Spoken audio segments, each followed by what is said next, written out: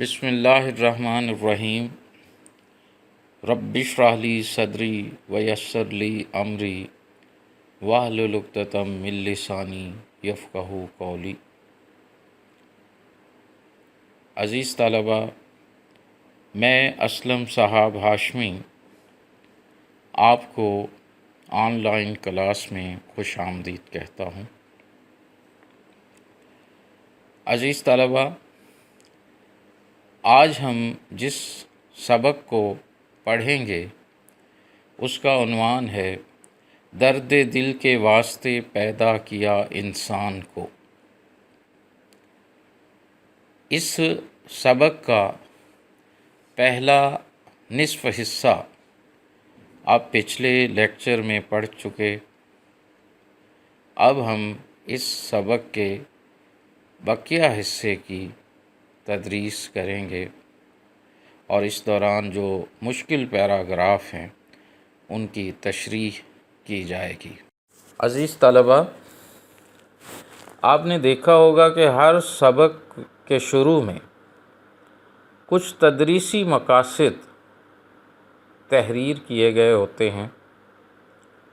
وہ تدریسی مقاصد دراصل وہ اہداف ہوتے ہیں، وہ مقاصد ہوتے ہیں کہ جن کو حاصل کرنے کے لیے ہم اس سبق کو پڑھتے ہیں۔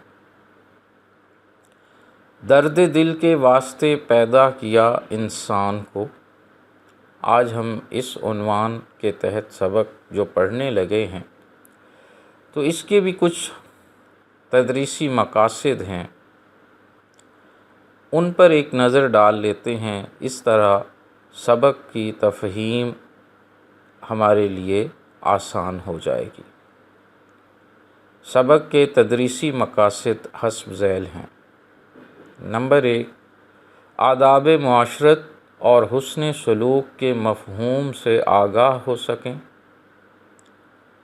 نمبر 2، محبت، اخوت، ایثار، قربانی، سخاوت اور ہمدردی کی اہمیت سے روشناس ہو سکیں۔ نمبر 3، اسلامی روایات سے آگاہ ہوتے ہوئے احترام انسانیت کی طرف راغب ہوں۔ نمبر 4، مخلوق خدا کے ساتھ نیک برتاؤ کے جذبات خود میں اجاگر کر پائیں۔ نمبر 5، محاورے کے مفہوم اور استعمال سے آشنا ہوں۔ عزیز طلباء، اس سبق کے پڑھنے کا ایک مقصد یہ بھی ہے کہ ہم آداب معاشرت سے واقف ہو سکیں۔ آداب معاشرت، آداب طریقے اور معاشرتی زندگی کے۔ آداب معاشرت سے مراد ہے کہ معاشرتی زندگی گزارنے کے مثالی طریقے کہ جن کو اختیار کر کے، جن کو ہم اپنی زندگی میں شامل کر کے اپنی زندگیوں کو کامیاب و کامران بنا سکتے ہیں۔ تو مسلمانوں کی تاریخ آداب معاشرت کی مختلف پہلوؤں کی روشن مثالوں سے بھری پڑی ہے۔ وہ آداب معاشرت، وہ زندگی گزارنے کے اصول کون کون سے ہیں؟ مثلاً ہمدردی، سخاوت، محبت، اخوت، ایثار، حسن سلوک اور احترام انسانیت۔ یہ وہ روشن مثالیں ہیں کہ جن پر ہمارے آباء و اجداد نے عمل کیا اور اپنی زندگیوں کو کامیاب بنایا۔ ان کی زندگیوں کے وہی واقعات، وہ مثالیں ہمارے لیے ایک بہترین نمونہ ہیں۔ ہم ان کو اپنا کر، ان پر عمل کر کے، ان اصولوں کو اپنی زندگی میں شامل کر کے ہم بھی اپنی زندگیوں کو کامیاب بنا سکتے ہیں۔ تو آئیے عزیز طلباء، اب ہم اپنے سبق کے بقیہ حصے کی تدریس کے عمل کی طرف آتے ہیں۔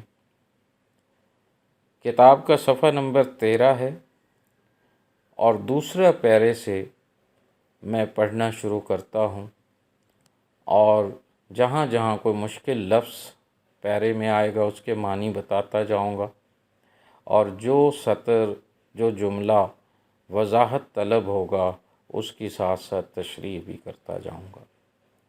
بسم اللہ الرحمن الرحیم۔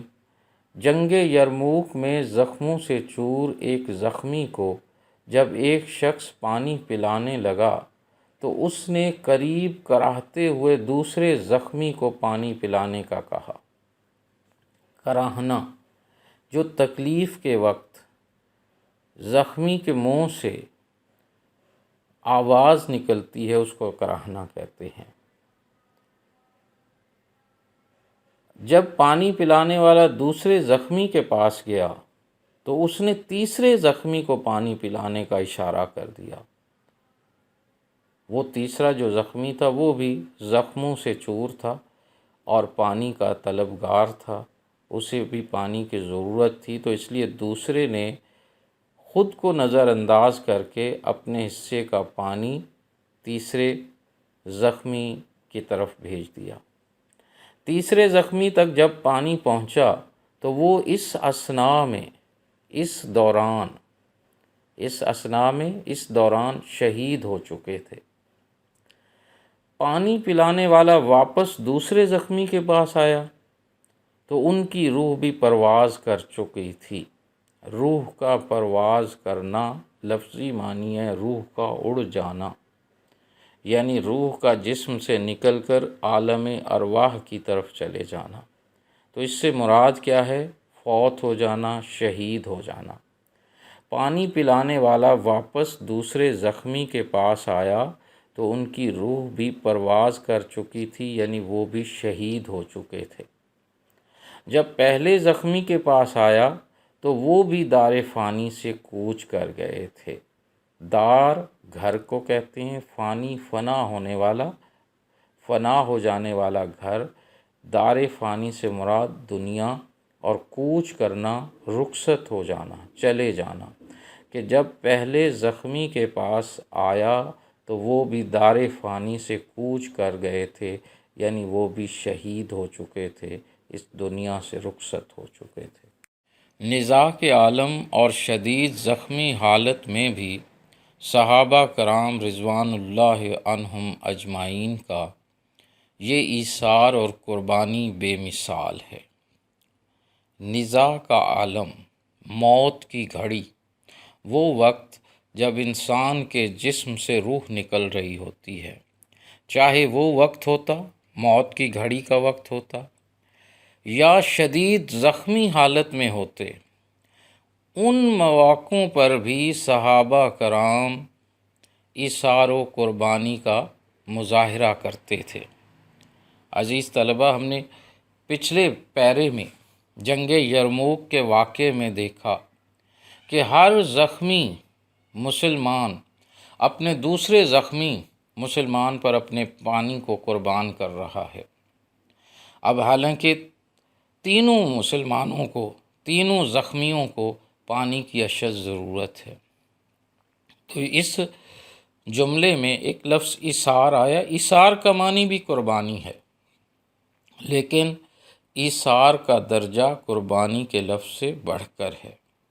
ایثار سے مراد ایسی قربانی کہ جس چیز کی آپ کو خود اشد ضرورت ہو، لیکن آپ اپنی ذات کو نظر انداز کر کے وہ چیز کسی دوسرے ضرورت مند کو دے دیتے ہیں، ایسی قربانی کو ایثار کہتے ہیں۔ تو صحابہ کرام رضوان اللہ عنہم اجمعین کا یہ طریقہ تھا، زندگی کا یہ اصول تھا کہ وہ چاہے موت کی گھڑی میں بھی ہوتے، چاہے شدید زخمی حالت میں ہیں، چاہے کتنی مشکل وقت میں کیوں نہ ہوں، وہ اپنی ضرورت کی چیز بھی دوسرے مسلمان بھائی پر قربان کر دیتے تھے۔ اسی طرح ہجرت مدینہ کے موقع پر انصاری صحابہ نے مہاجر صحابہ کی جس انداز سے مدد کی اس کی نظیر ملنا بھی مشکل ہے۔ نظیر، مثال، نمونہ۔ ہجرت مدینہ، جب مسلمان نبی پاک صلی اللہ علیہ وآلہ وسلم کے ساتھ مکہ سے ہجرت کر کے مدینہ آئے، اس کو ہجرت مدینہ کہتے ہیں کہ ہجرت مدینہ کے موقع پر جو مہاجرین تھے، جو نبی پاک صلی اللہ علیہ وآلہ وسلم کے وہ ساتھی جو مکہ کو چھوڑ کر مدینہ آئے تھے، وہ بالکل خالی ہاتھ تھے، تہی دست تھے، ان کے پاس کچھ بھی نہ تھا، اپنا گھر، مال، اسباب، سونا، چاندی، جائیدادیں، سب کچھ مکہ میں چھوڑ کر وہ مدینہ آئے تھے۔ تو اس موقع پر حضور صلی اللہ علیہ وآلہ وسلم نے مسلمان جو مدینہ کے تھے، جو انصاری کہلاتے ہیں، اور جو مکہ سے ہجرت کر کے گئے وہ مہاجر کہلاتے ہیں، تو مہاجرین اور انصار کے درمیان ایک اخوت کا رشتہ قائم کیا، بھائی چارے کا رشتہ قائم کیا، ان کو ایک دوسرے کا بھائی بھائی بنا دیا۔ حضور صلی اللہ علیہ وآلہ وسلم ایک ایک مہاجر کا ہاتھ پکڑ کر دوسرے انصاری کے ہاتھ میں دیتے گئے اور کہتے گئے کہ یہ آج کے بعد آپ کا بھائی ہے۔ اور پھر سبحان اللہ، انصاریوں نے بھی اس حکم پر ایسا عمل کیا کہ بالکل حقیقی بھائی بن کر انہوں نے دکھایا کہ ہر انصاری جس کے پاس 2 گھر تھے، اس نے ایک گھر خود رکھا اور ایک گھر اپنے مہاجر بھائی کو دیا۔ جس کے پاس 2 دکانیں تھیں، اس نے ایک دکان خود رکھی اور دوسری دکان اپنے مہاجر بھائی کو دی۔ اور جس کے پاس 2 باغ تھے، اس نے ایک باغ خود رکھا اور دوسرا باغ اپنے مہاجر بھائی کو دیا، تاکہ وہ باعزت طریقے سے اپنی زندگی گزار سکیں، تاکہ وہ اپنے پاؤں پر کھڑے ہو سکیں۔ اور اس واقعے کی مثال جو ہے، نمونہ جو ہے، آپ کو دنیا کی کسی قوم کی تاریخ میں نہیں ملے گا۔ ان واقعات سے ہمیں یہ سبق ملتا ہے کہ ہم ہر مشکل گھڑی میں، ہر مشکل وقت میں اپنے ارد گرد بسنے والے انسانوں کی مدد کریں، یعنی وہ واقعے جو ہماری تاریخ اسلام میں موجود ہیں، وہ ان سے ہم آج بھی رہنمائی لے کر اپنے آس پاس، اپنے ارد گرد بسنے والے لوگوں کی مدد کر سکتے ہیں جو ہماری مدد کے حقدار ہیں، تاکہ ہمارا معاشرہ، ہمارا ماحول، ہماری دنیا محبت اور امن و سکون کا گہوارہ بن سکے، امن و سکون کا مرکز بن سکے، امن و سکون کا گھر بن سکے۔ عزیز طلباء، آپ نے یقیناً یہ شعر سنا ہوگا، اپنے لیے تو سب ہی جیتے ہیں اس جہاں میں، ہے زندگی کا مقصد اوروں کے کام آنا۔ واقعی عزیز طلباء، انسانی زندگی کا بنیادی مقصد ہی یہی ہے کہ انسان اپنی زندگی دوسروں کی خدمت میں صرف کرے۔ حضور صلی اللہ علیہ وآلہ وسلم نے خدمت خلق کو ہی سب سے بڑی نیکی قرار دیا ہے۔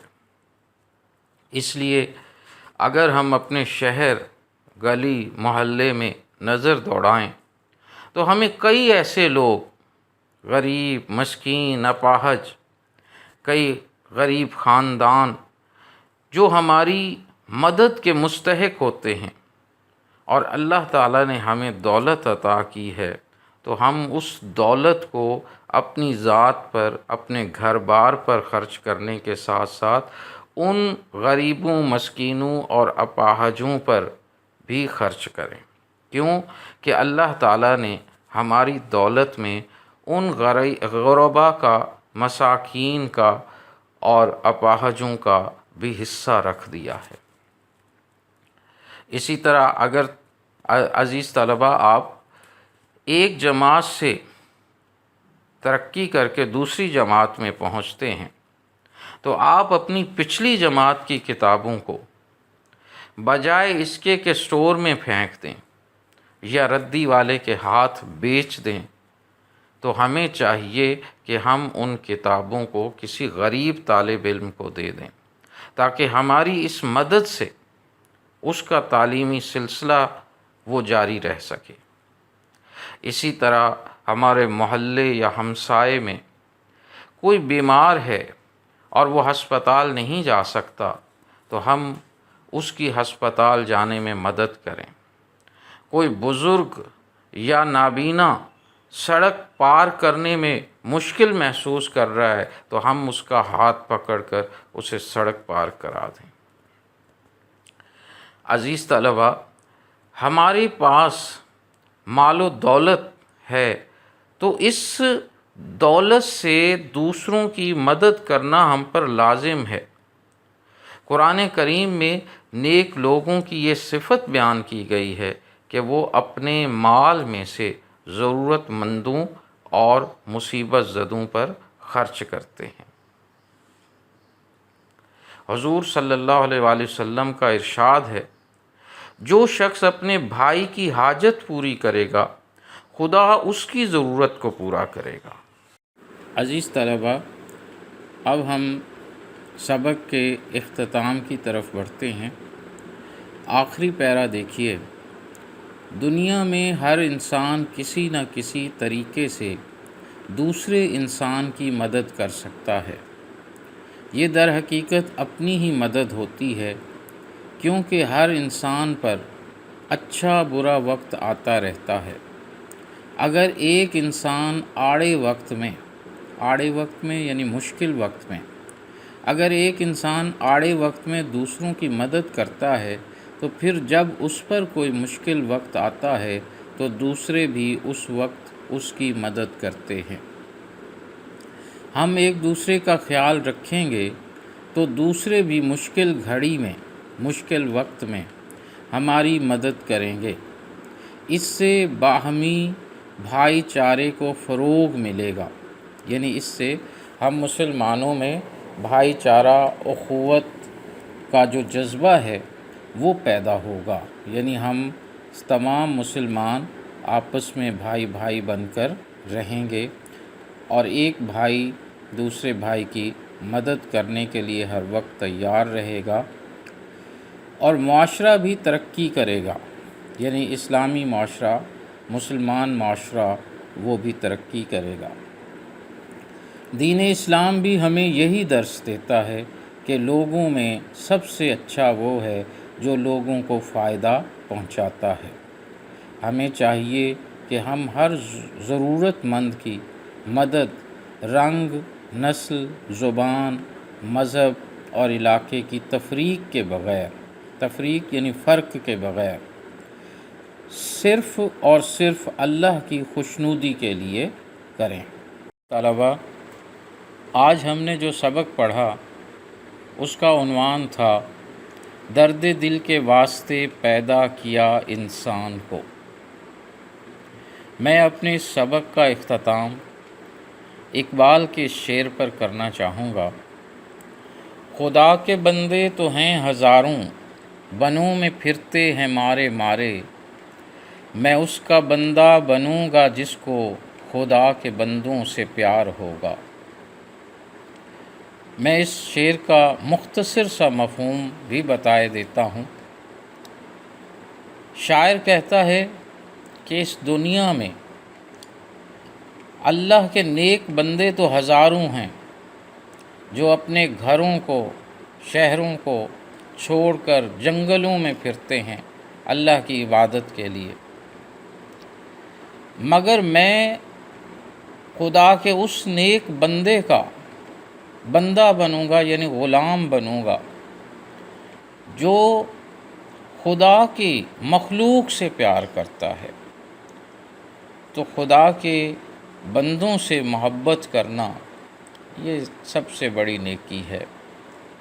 اس لیے ہمیں چاہیے کہ ہم اللہ کی عبادت کے ساتھ ساتھ مخلوق خدا کی خدمت بھی کریں۔ عزیز طلباء، میں امید کرتا ہوں کہ آج کا سبق آپ کو بہتر طور پر سمجھ آیا ہوگا۔ اب میں آخر میں کچھ گھر کا کام دینا چاہتا ہوں، وہ نوٹ کر لیں۔ پہلا سوال، آداب معاشرت اور حسن سلوک سے کیا مراد ہے؟ آداب معاشرت اور حسن سلوک سے کیا مراد ہے؟ دوسرا سوال یہ ہے کہ اس میں ہم نے ایک آخر میں شعر پڑھا تھا، خدا کے بندے تو ہیں ہزاروں، بنوں میں پھرتے ہیں مارے مارے، میں اس کا بندہ بنوں گا جس کو خدا کے بندوں سے پیار ہوگا۔ تو عزیز طلباء، آپ نے اس شعر کا مختصر سا مفہوم لکھنا ہے۔